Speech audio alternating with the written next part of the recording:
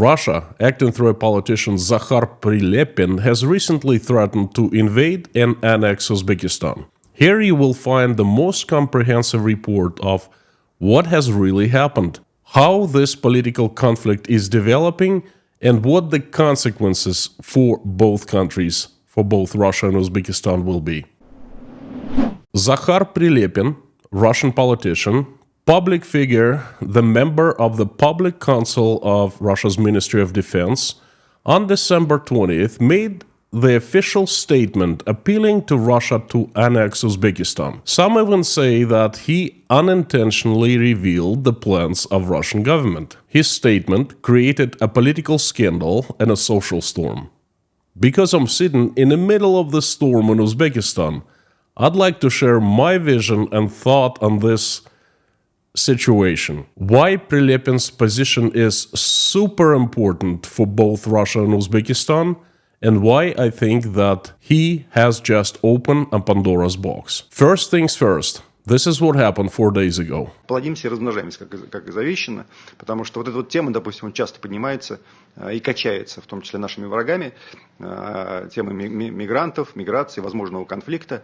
Ну, ответ-то на самом деле простой. Ну, рожайте детей больше, мужиков рожайте новых, и не будет этой темы. Чем больше русских, тем меньше проблем с некорректно ведущими себя понаехавшими людьми.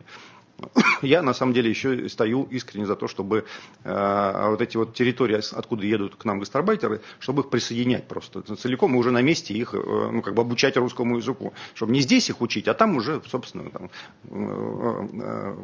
в Узбекистане, допустим. Спасибо. Мы будем, я всерьез на самом деле говорю, я не шучу, не валяю дурака, будем далее продвигать тему, дезавуировать документацию о распаде Советского Союза, что позволит нам в любой момент, собственно, сказать, что так как 2 миллиона ваших граждан находятся на нашей территории, мы, собственно, претендуем на вашу территорию, потому что большинство ваших здесь, они уже проголосовали даже за это. Ну или какая-то другая форма, на самом деле, может быть придумана. Кто нам запретит после парада в Киеве, собственно говоря, что-либо сделать полезное на евразийской территории? Никто. Zakhar Prilepin, Russian politician, public figure, and the co-chair of Spravedlivaya Rossiya za Pravdu political party, and a member of the Public Council of Russia's Ministry of Defense. He's a popular writer, publicist, public figure, politician, blogger, and propagandist. On top of that, Zakhar Prilepin is combatant. He fought in 2 wars. In the Chechenian War in the mid-90s and in Russian-Ukrainian War that is currently happening. Zakhar Prilepin is a somebody. He is to be taken seriously. He's a part of the Russian state, Russian world, and Russian propaganda machine. He is considered somewhat a hero by many Z patriots and Margarita Simonyan herself, propaganda juggernaut. Now, there have been 2 kinds of reactions to what Zakhar Prilepin said. First kind came from Russia, and it was very surprising. No one seemed to be taking Prilepin's words seriously. Right after I saw Prilepin's statement, I talked to a few people in Russia whose opinions I value and trust. None took Zakhar Prilepin seriously. People's opinions of his speech ranged from clown to idiot and imbecile. Just for the record, I don't think he's imbecile. I think he's very smart, sly, and evil. And the majority of Russians, they didn't even hear of what he said. So the Russians didn't take Prilepin's words seriously enough. I personally think that he was dead serious. If you look at the video, you will see that the event was being televised by 2 Russia's biggest news outlets, RIA Novosti and Sputnik, both official propaganda news agencies. The event itself took place in Russia Today TV channel press center. The co-chair of a large political party, the part of the Ministry of Defense, when that guy speaks, people listen, and his speeches are televised. And everyone in that meeting, as you see, listened, approved, and even applauded. Ну, как бы обучать русскому языку, чтобы не здесь их учить, а там уже, собственно, там, в Узбекистане, допустим. Спасибо. Some powerful people sitting there all report to the speaker. Prilepin has a large organization. He's a powerful guy. Not just a somebody. He is a force. But that's my opinion, of course. What do I know? I might be mistaken. I might be over-exaggerating. To sum up, the first kind of reaction was, nothing extraordinary happened, don't pay attention to it. And this reaction came from Russia. We could be pulling full stop to it, except for there's been the second kind of reaction. It swiftly came from Uzbekistan, the country that Zakhar Prilepin wants Russia to annex. Instead of explaining what kind of reaction followed Prilepin's words here in Uzbekistan, I'll simply tell you the facts. I'll quote people and I'll give it to you in chronological order. Contrary to the Russians, the Uzbekistanians listened to Prilepin very carefully, because the very next day, Russian ambassador in Uzbekistan, Oleg Malginov, was summoned to Uzbek Foreign Ministry, where he was given a diplomatic note expressing concern about the statement by the co-chairman of Spravedlivaya Rossiya za Pravdu political party, Zakhar Prilepin. I quote, "Unfortunately, such thoughtless statements by political party leaders in the Russian Federation do not correspond to the spirit of comprehensive strategic partnership and alliance between the Republic of Uzbekistan and the Russian Federation." Unquote. And that was just the beginning, because Uzbek politicians started speaking very loud and very angrily, and I can even say rudely. Rasul Kusherbayev, advisor to the Minister of Ecology of Uzbekistan, publicly replied to Prilepin's appeal to annex Uzbekistan. I quote, "To Mr. Prilepin and other Russians willing to invade Uzbekistan, I'll reply in their Russian language, fuck you," unquote. This reply of Mr. Kusherbayev is still displayed in his Telegram channel. You can check it out. It's out there in public. The advisor also stressed that there are more and more such statements appearing from Russian politicians, and that causes big concern.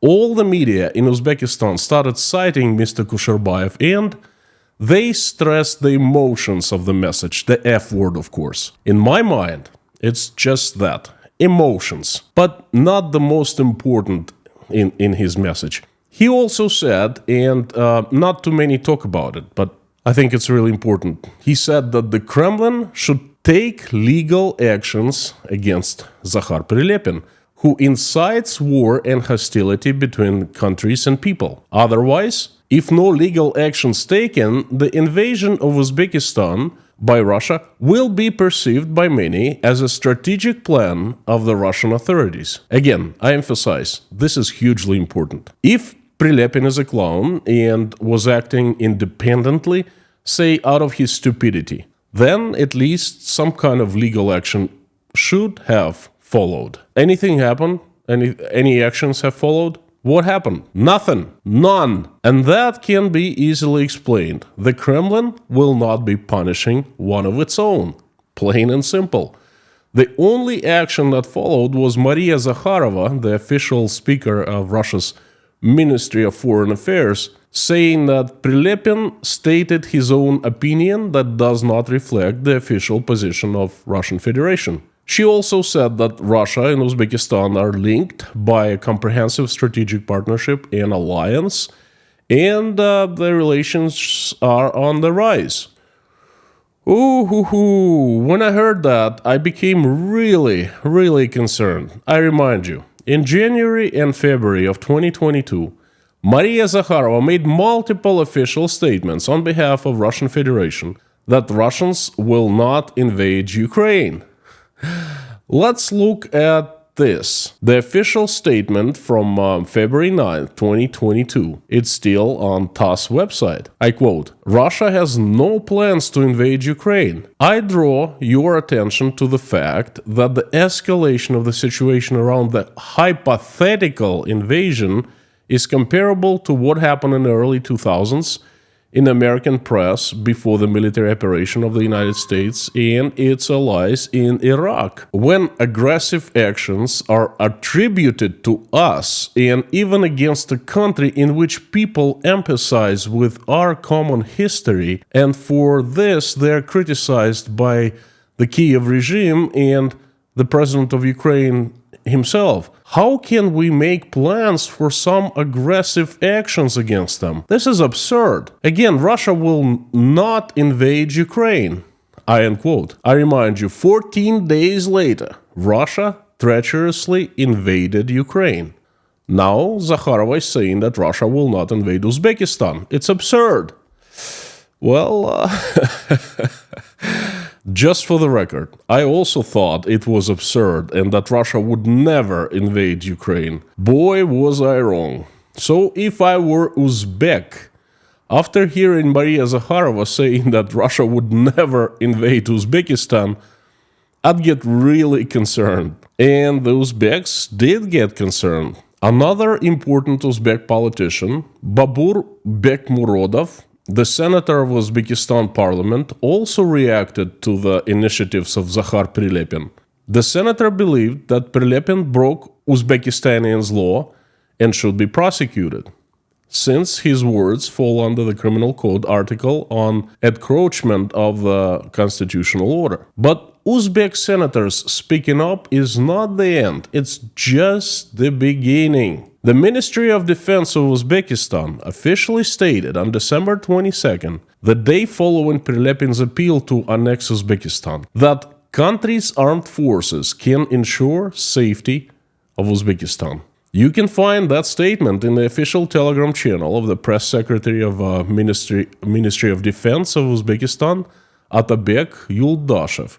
And I'm pretty darn sure that right now, the Uzbek army, the Uzbek generals, are planning how to defend the country from a possible Russian invasion. That's what I'd be doing if I was them. And to put the cherry on top of the cake, Uzbekistani President Shavkat Mirziyoyev held a meeting where culture and ideology were discussed.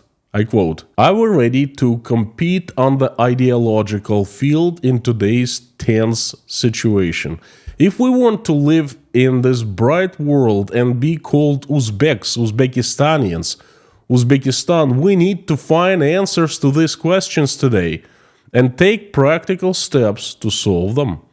Tomorrow it'll be too late," I unquote the Uzbekistani president. At that meeting, I also heard, I quote, "One of the most important tasks now in ideological terms is the development of national cinema and TV. We have to win back our viewers.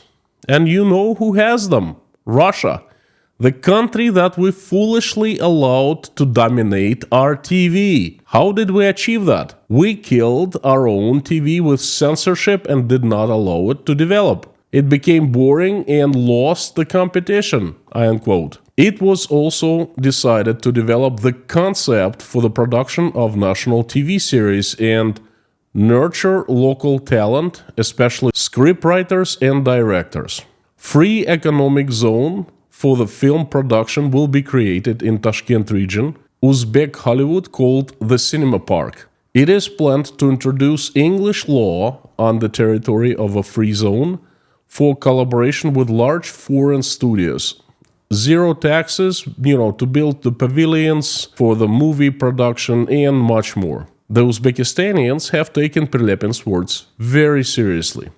Everyone, from the president to the regular people on the streets, and yes, I have been approached and asked what I, as Russian, thought of this situation, all have taken it very seriously. The armed forces are on high alert. The new strategy of pushing the Russian culture and the language out of the country is being discussed. The Uzbeks want to invite more of the Western world into the country, because the more of it they have, the fewer chances that the Russian world will arrive to Uzbekistan on top of Russian tanks. I've been approached in Tashkent in this couple days since Prilepin made his statement and asked by, regular folks, waiters at the cafe that we usually go to, people on the street who ran into me. They asked me this: what so bad have we done to Russia so the Russians want to invade and annex us? My dear Uzbeks, you've done nothing wrong. You've been helping Russia over these years, but so did the Ukrainians. They had not done anything bad or wrong to Russia. and see what's happening now. I think this scandal turn away from Russia, has just started happening, and Zakhar Prilepin should be thanked for that. He intentionally, or perhaps unintentionally, has showed possible development of the relations between the two countries. And now the Uzbeks are aware. Now they have some advanced warning, so they can prepare. And they didn't wait for long. They started acting, preparing the very next day. And one more thing. Zakhar Prilepin named Uzbekistan as the annexation goal, but he also mentioned the other Central Asian countries. And I'm pretty sure that they are also taking it very seriously. Make sure you keep on tuning in here. I'll be giving you updates on what's happening in Uzbekistan. And now I'd like to invite you to watch How I Was Leaving Russia Forever. I documented everything and the link is right over here. Thank you very much.